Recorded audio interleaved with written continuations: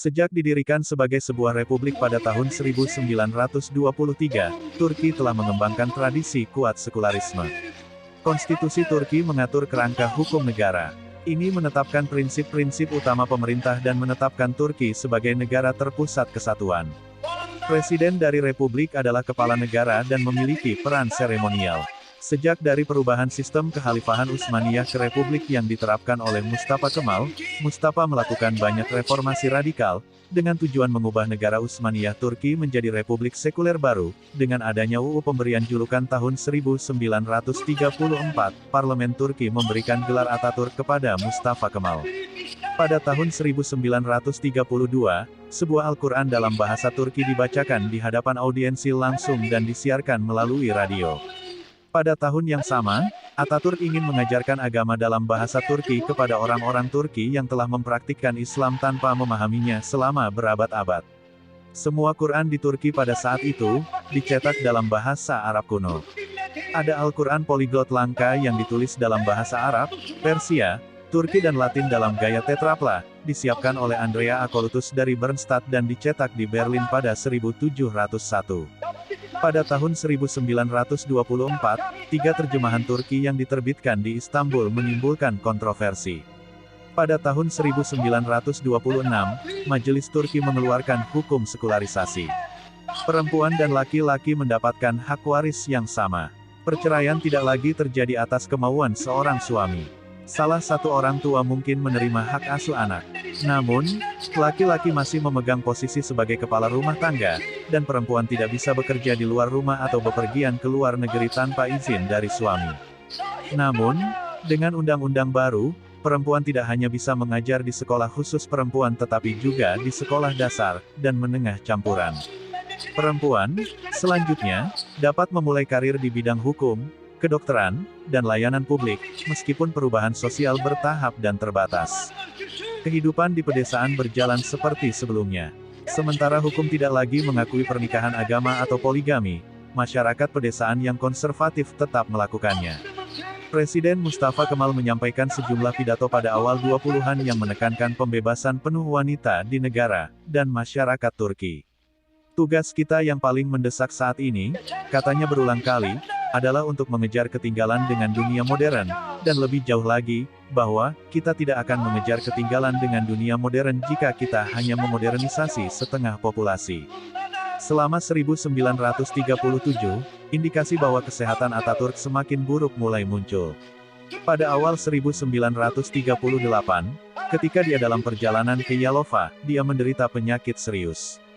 Dia pergi ke Istanbul untuk perawatan, di mana dia didiagnosis menderita sirosis hati. Sepanjang sebagian besar hidupnya, dia telah menjadi peminum berat, sering mengkonsumsi setengah liter raki sehari. Selama tinggal di Istanbul, ia berusaha mengikuti gaya hidup regulernya untuk sementara waktu. Dia meninggal pada tanggal 10 November tahun 1938, pada usia 57, di Istana Dolmabahce, di mana dia menghabiskan hari-hari terakhirnya.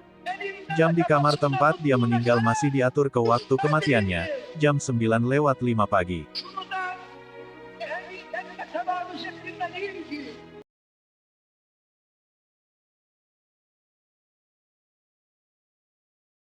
Perdana Menteri pertama Turki yang terpilih secara demokratis.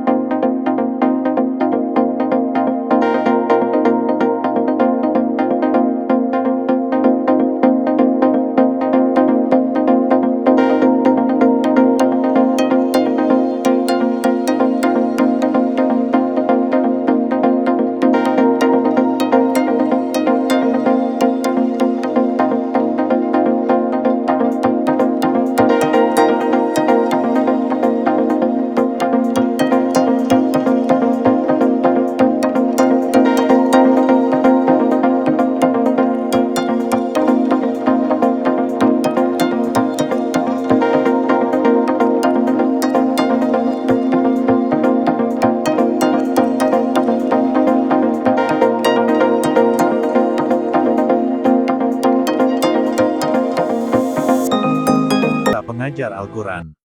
Dia berikan izin untuk terbitnya buku-buku, dan majalah yang mengajak kembali kepada Islam. Masjid-masjid lama yang telah dijadikan gudang oleh rezim sebelumnya, Ataturk, dikembalikan fungsinya sebagai tempat ibadah. Tahun 1956 dia mengusir Dubes Israel. Akibatnya seluruh kekuatan anti-Islam membidiknya. Upaya-upaya menjatuhkannya terus berlangsung. Bahkan beliau sempat selamat secara ajaib, ketika pesawat yang beliau naiki bersama petinggi pemerintahan Turki lainnya jatuh pada tahun 1959. Karena politiknya yang semakin dekat dengan Islam, dan negara-negara Islam, akhirnya para jenderal militer melakukan kudeta pada tahun 1960, dengan berbagai tuduhan jahat yang mereka buat. Ali Adnan Menderes syahid di tiang gantung, kudeta militer.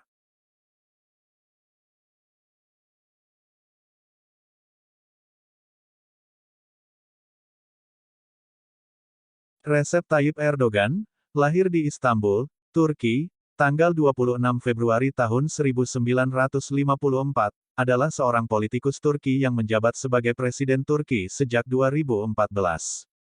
Sebelumnya, ia menjabat Perdana Menteri Turki sejak tanggal 14 Maret tahun 2003 sampai tanggal 28 Agustus tahun 2014. Ia juga seorang pimpinan AKP, atau Partai Keadilan dan Pembangunan. Pada tahun 2010, Erdogan terpilih sebagai tokoh Muslim kedua paling berpengaruh di dunia.